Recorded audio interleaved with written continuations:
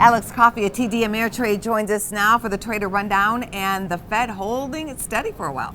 Yeah, and really, if you look at the statement they released, it's one word change going from October to December, and then changing the word strong to moderate when referring to household spending. So basically in line with expectations. Goldman always releases a prediction of what they see that statement being, basically in line with the changes that they saw. So kind of a muted reaction. Initial reaction a little bit higher in equity markets, but not a huge deal this time around for the Fed. But you know, those rate change odds for the CME FedWatch tool does put out are starting to show a higher probability of potentially some action towards the end of the year. So definitely not out of the woods in terms of the Fed. Let's talk tech, shall we? Let's do it. The big names coming out after the close last night included Microsoft and Facebook, and now Amazon coming out. Yeah, and of course Apple this week as well was incredible, but Amazon's really a great stock to talk about really the great side of options trading, how it allows accessibility into these really high priced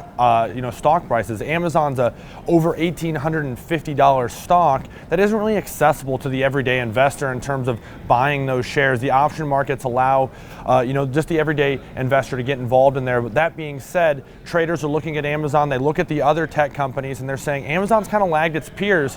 Why is that? There's more and more competition in that space. Microsoft is a cloud player, and obviously Walmart and Target on the e-commerce side, but they still like this name, although a little bit more on a neutral to bullish outlook. They're looking to sell the 1,800 $17.95 put spread in this Friday's expiration, the end of January, for about $1. So looking to take a neutral to bullish outlook on this one. One other stock to get to, and that is Caterpillar. Always a big name in earnings. Yeah, because it's linked to the economy. Caterpillar exactly is linked to the economy, but it's really linked to the global economy, and it's tied so closely with the other big economies like China. And with this coronavirus flare up and the scares and uncertainties around this, you've really seen this stock price being discounted on these headlines. And so traders looking at this and saying, hey, this may influence the guidance, this may influence the bottom line for Caterpillar going forward, but largely it's been discounted. They still like this name as a bounce back in the overall world economy, buying the 137, 140 call vertical